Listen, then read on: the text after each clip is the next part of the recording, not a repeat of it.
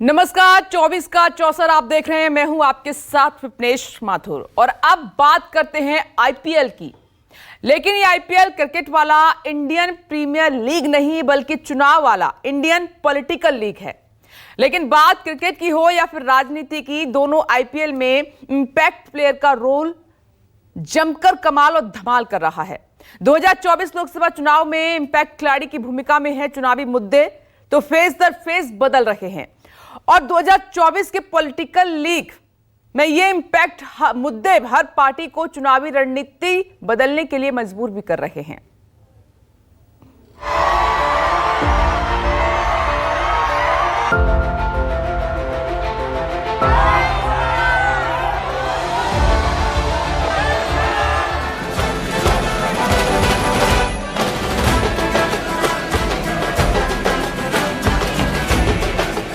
18वीं लोकसभा का चुनावी घमासान, और इस घमासान में घूम रहे हैं मुद्दे तमाम। लेकिन जैसे जैसे चुनाव आगे बढ़ रहा है, अपने फासले तय कर रहा है, नए नए मुद्दों की एंट्री के साथ पूरी सियासी तस्वीर बदलती जा रही है। और यही वजह है कि चुनावी आईपीएल में मुद्दे बन चुके हैं इंपैक्ट प्लेयर। इम्पैक्ट प्लेयर वो खिलाड़ी होता है जिसका टीम में पहले से स्थान निर्धारित नहीं होता है, लेकिन खेल के बीच में उसकी अचानक एंट्री होती है और वो खेल का पूरा नक्शा बदल देता है। 2024 के चुनावी रन में भी कुछ ऐसे ही मुद्दों की एंट्री हुई है जिसका पहले दूर दूर तक कहीं कोई नामो निशान नहीं था। कहा जा रहा है कि होने वाले अगले चरणों के मतदान में इस तरीके की सरप्राइज एंट्री होने वाले चुनाव के रुख को बदल सकता है। चुनावी रन में आम मतदाताओं के लिहाज से इस सरप्राइज एंट्री का आने वाले वक्त में असर क्या होगा, ये आने वाला वक्त ही तय करेगा। चुनावी आईपीएल का इंपैक्ट प्लेयर, मटन मछली आउट, पाकिस्तान इन। देश में लोकसभा चुनाव के 3 चरण हो चुके हैं, बाकी 4 चरणों में चुनाव होने बाकी। ऐसे में सभी पार्टियां अपनी चुनाव प्रचार में लगी हुई, कई रैलियां और जनसभाएं भी चल रही। इसके साथ ही एक दूसरे पर आरोप प्रत्यारोप का दौर भी जारी है। चुनाव की शुरुआत होते ही मटन मछली का मुद्दा सुर्खियों में आया, बात बीफ खाने तक पहुंची। लेकिन 3 चरण का चुनाव आते आते मछली मटन के मुद्दे की जगह पाकिस्तान का मुद्दा इंपैक्ट खिलाड़ी की तरह एंट्री कर गया। वैसे भारत के चुनावों में पाकिस्तान का जिक्र ना हो, ऐसा बहुत कम ही होता है। इस चुनाव में भी पाकिस्तान फैक्टर हावी हो रहा है। इस चुनाव में पाकिस्तान की एंट्री पड़ोसी मुल्क के पूर्व मंत्री फवाद हुसैन के एक ट्वीट से हुई। पाकिस्तान के पूर्व मंत्री फवाद हुसैन ने राहुल गांधी का एक वीडियो ट्विटर पर शेयर कर लिखा कि राहुल आग उगल रहे हैं। इस वीडियो में राहुल गांधी पीएम मोदी की आलोचना कर रहे हैं और अब तीसरे चरण के चुनाव के बाद पाकिस्तान मुद्दा जबरदस्त शोर मचा रहा है। कांग्रेस के साथी दल के एक और नेता भारत को धमकी देते हैं, कहते हैं कि पाकिस्तान ने चूड़ियां नहीं पहनी हुई है। पाकिस्तान से इतनी मोहब्बत और हमारी सेना से इतनी नफरत। धारा 370 हटती है, राहुल बाबा विरोध करते हैं। राम मंदिर बनता है, राहुल बाबा विरोध करते हैं। राहुल बाबा पाकिस्तान के एजेंडे को आगे बढ़ाता है और पाकिस्तान राहुल बाबा का समर्थन करता है। पठानकोट में हमारे जवान शहीद हुए, उनकी जांच आपने आईएसआई से कराई, पाकिस्तान की खुफिया एजेंसी से। भारत के स्वाभिमान को आपने गिराया। इसलिए आपसे राष्ट्रवाद नहीं सीखना है। इस राष्ट्र को बचाने के लिए, इस भारत माता की रक्षा के लिए, अपने संविधान के लिए हम अपने प्राणों की आहुति दे सकते हैं। चुनावी आईपीएल का इंपैक्ट प्लेयर, जातिगत जनगणना आउट, मुस्लिम आरक्षण इन। बिहार में नीतीश सरकार ने जातिगत जनगणना करवाकर मोदी सरकार को बड़ी मुश्किल में डालने की कोशिश की, लेकिन चुनाव से ऐन पहले नीतीश ने पाला बदला। इंडिया गठबंधन को टाटा बाय बाय कहके एनडीए में शामिल हो गए। चुनाव के शुरुआती दौर में कांग्रेस ने जातिगत आरक्षण के मुद्दे पर अपनी रणनीति सेट भी की, लेकिन अब जातिगत जनगणना की जगह मुस्लिम आरक्षण ने ले ली। पीएम मोदी ने चुनावी मंच से मुस्लिम आरक्षण के मुद्दे को ऐसा उछाला कि खुद इंडिया गठबंधन के बड़े नेता भी मुस्लिमों को आरक्षण देने के हक में आवाज उठाने लगे। बिहार में 7 मई को तीसरे चरण की वोटिंग के बीच आरजेडी सुप्रीमो लालू प्रसाद यादव ने मुस्लिम आरक्षण को लेकर बड़ा बयान दिया, जिसके बाद सियासी द्वंद्व भी तेज हो गया। लालू यादव ने मुस्लिमों को आरक्षण मिलने की वकालत करके अल्पसंख्यक समुदाय के पक्ष को इंडिया गठबंधन के पाले में लाने की कोशिश की। आरक्षण के पक्षधर है ना, वो तो संविधान को खत्म करना चाहते हैं, लोकतंत्र को खत्म करना चाहते हैं। ये इस बात को जनता के जहन में सारी बात आ गई है, तो इस तरह की बात बदल रिजर्वेशन तो मिलना चाहिए मुसलमानों को थोड़ा, रिजर्वेशन तो मिलना चाहिए मुसलमानों को थोड़ा। चौथे चरण के चुनावी प्रचार में पीएम मोदी को लालू यादव और इंडिया गठबंधन पर हमले का बड़ा मौका मिल गया और मोदी ने भी मौके को हाथ से जाने नहीं दिया। चारा घोटाले में जिन्हें अदालत ने दोषी करार दिया, उन्होंने आज मीडिया के सामने साफ साफ कहा है कि इंडी गठबंधन की सरकार आई तो देश में मुसलमानों को आरक्षण देंगे। चुनावी आईपीएल का impact player, EVM out, vote जिहाद इन। चुनावों की सुगबुगाहट शुरू होती ईवीएम का मुद्दा पूरी तरह से हावी नजर आने लगता है। सत्ता पक्ष के जीत के लिए विपक्ष ईवीएम में गड़बड़ी को जिम्मेदार ठहराता है, लेकिन लोकसभा चुनाव में ईवीएम का मुद्दा हवा हो चुका है और इसकी जगह ले ली है वोट जिहाद ने। फर्रुखाबाद में इंडिया गठबंधन की तरफ से चुनावी सभा में कांग्रेस के कद्दावर नेता और पूर्व केंद्रीय मंत्री सलमान खुर्शीद की भतीजी ने मंच से अपील करते हुए एकजुट होकर और खामोशी के साथ वोट जिहाद करने की बात कह डाली। लोकसभा चुनाव के बीच उत्तर प्रदेश की राजनीति में वोट जिहाद की एंट्री कराकर मरिया आलम खान ने नया सियासी बवाल खड़ा कर दिया। बहुत अकलमंदी के साथ, बहुत जज्बाती ना होके, बहुत खामोशी के साथ एक साथ होके वोटों का जिहाद करो, क्योंकि हम सिर्फ वोटों का जिहाद कर सकते हैं और इस संघी सरकार को भगाने का काम कर सकते हैं। कांग्रेस नेता और पूर्व विदेश मंत्री सलमान खुर्शीद की भतीजी का मुसलमानों से वोट जिहाद की अपील करना चुनाव में बड़ा मुद्दा बन गया। जवाब बीजेपी की तरफ से भी आया। समाजवादी पार्टी के नेता के वोट जिहाद वाले बयान पर पीएम मोदी ने पलटवार किया। अब इंडी गठबंधन ने मुसलमानों से वोट जिहाद करने को कहा है। अब बताइए, हमने लव जिहाद सुना था, लैंड जिहाद सुना था और वोट जिहाद, और वो भी पढ़े लिखे मुसलमान के परिवार से बात आई है। चुनावी आईपीएल का इंपैक्ट प्लेयर, महंगाई आउट, मंगलसूत्र इन। 2024 की राजनीति में इस वक्त सबसे ज्यादा चर्चा में है मंगलसूत्र।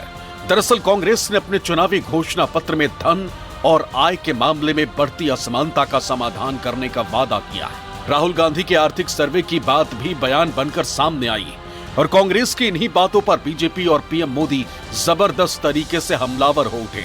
शब्दों की बाजीगरी इस हद तक पहुंची कि बीजेपी का इलेक्शन फेज बने नरेंद्र मोदी ने देश की महिलाओं के मंगलसूत्र को लेकर ही सवाल खड़े कर दिए। इनकी नजर कानून बदलकर हमारी माताओं बहनों की संपत्ति छीनने का भी खेल खेला जा रहा है। उनका मंगलसूत्र, उस पर उन लोगों की नजर है। पीएम मोदी ने कांग्रेस पर देश की महिलाओं के मंगलसूत्र तक छीन लेने की मंशा का आरोप लगाया, तो जवाब कांग्रेस की तरफ से भी आया।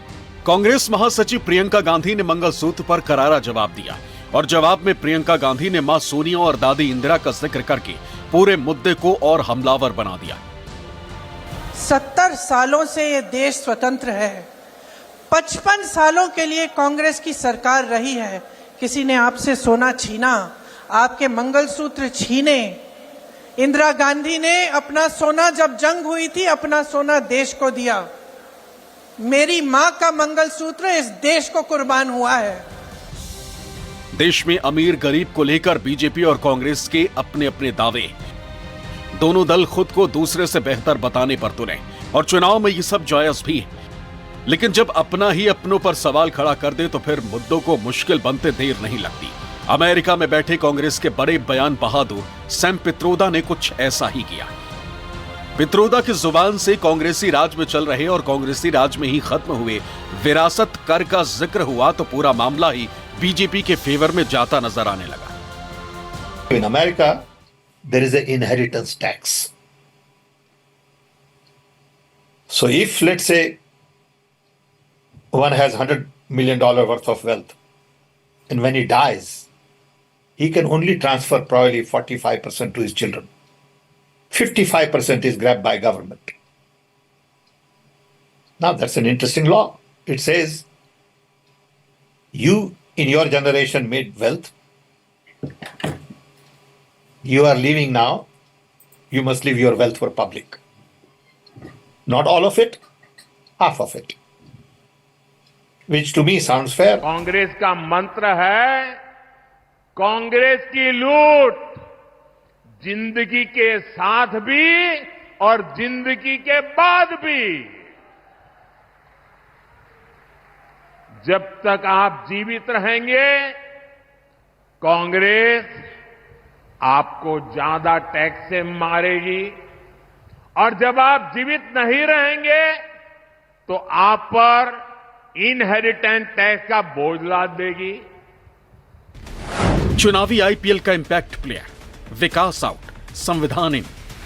चुनावी घमासान शुरू होने से पहले मोदी सरकार विकास और आर्थिक तरक्की के मुद्दे पर जोर शोर से अपना प्रचार कर रही थी। देश में सत्ता के हैट्रिक बनाने के लिए पीएम मोदी ने नारा दिया, अब की बार 400 पार।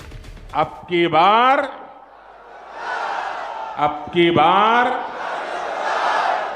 अब की बार, अब की बार 400 पार, अब की बार 400 पार। लेकिन कांग्रेस ने बीजेपी पर संविधान बदलने के लिए 400 सीटें हासिल करने की कोशिश करने का आरोप लगाकर पूरा खेल ही पलट दिया। कांग्रेस खेमे के लिए यह मुद्दा बड़ा इंपैक्ट प्लेयर साबित हुआ। पार्टी ने तुरंत इस मुद्दे को लपक लिया। राहुल ने इस मुद्दे को लगातार उठाया। उन्होंने तेलंगाना की एक रैली में कहा कि बीजेपी संविधान को खत्म करने की कोशिश कर रही है। उसके तमाम नेता लगातार 400 सीटें लाकर देश का संविधान बदलने की बात कर रहे हैं। राहुल गांधी ने यहां तक कह दिया कि वो संविधान की रक्षा के लिए अपनी जान देने को भी तैयार है। नरेंद्र मोदी जी चाहते हैं कि ये जो किताब है ये खत्म हो जाए और उनका बिना इस किताब के राज चले। हम ये कभी नहीं होने देंगे। इस किताब को हम कभी नहीं खत्म होने देंगे। इस किताब के लिए हम जान देने को तैयार हैं। कांग्रेस ने बीजेपी के 400 पार के नारे को डैमेज करने की शुरुआत की तो बीजेपी की पेशानी पर भी बल आए। खुद अमित शाह को कहना पड़ा कि कांग्रेस 400 पार के नारे को ट्विस्ट कर रही है। बीजेपी हमेशा आरक्षण के पक्ष में रही है। कुछ दिन से कांग्रेस पार्टी ने हमारे 400 पार के लक्ष्य को ट्विस्ट करना शुरू किया है। उन्होंने एक प्रकार से 400 पार के लक्ष्य को संविधान बदलने के लिए ये लक्ष्य है और दूसरा एक अपप्रचार कर रहे हैं कि भारतीय जनता पार्टी 400 पार करने के बाद आरक्षण को समाप्त कर दी। चुनावी आईपीएल का इंपैक्ट प्लेयर, राम मंदिर आउट, बाबरी मस्जिद इन। 2024 चुनाव में मुद्दों को लेकर कांग्रेस डाल डाल चल रही है तो बीजेपी भी पात पात है। कांग्रेस ने बीजेपी के 400 पार के नारे को संविधान को खतरा बताकर डैमेज करने की कोशिश की तो बीजेपी ने भी राम मंदिर निर्माण मुद्दे को बाहर करके बाबरी मस्जिद मुद्दे को इंपैक्ट प्लेयर की तरह चुनावी मैदान में उतार दिया।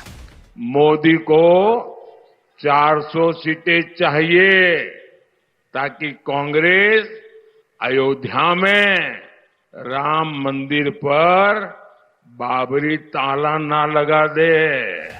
चुनावी आईपीएल में बाबरी मस्जिद की एंट्री से इंडिया गठबंधन भी शॉक हुई। जवाब कपिल सिब्बल ने दिया। बाबरी का ताला राम मंदिर पर लग सकता है? जरा उनसे पूछिए प्रधानमंत्री जी से, उनको ये ज्ञान है, भविष्यवाणी है। हाँ, भविष्यवाणी है कि ताला लग सकता है। सुप्रीम कोर्ट की जजमेंट आ गई, मंदिर बन गया, प्राण प्रतिष्ठा हो गई, साष्टांग करते हो आप रोज के रोज, लाखों लोग वहां जाते हैं, तो ताला कैसे लगेगा? ताला तो इलेक्शन कमीशन लगा सकती है, बयानों पे वो लगाती नहीं। ये तो एक विवादित बयान है ना, जो इलेक्शन कमीशन के कोड ऑफ कॉन्डक्ट का उल्लंघन है, साफ उल्लंघन है। कहावत है कि राजनीति में मुद्दों को जलाया नहीं जाता। अब लोकसभा चुनाव में गड़े मुद्दे उखाड़े जाने का सिलसिला शुरू हो चुका है। हालांकि ये कोई पहली बार नहीं है जब भारत में मुद्दे बदलने की राजनीति हो रही हो, एजेंडे को एजेंडे से काटा जा रहा हो। लेकिन जैसे जैसे चुनावों का दौर आगे बढ़ रहा है, वैसे वैसे मुद्दे बदल रहे हैं, हमले तेज हो रहे हैं और हिंदू मुसलमान के जरिए वोटों को साधने का सिलसिला भी तेज हो चला है। Bureau report, news 24।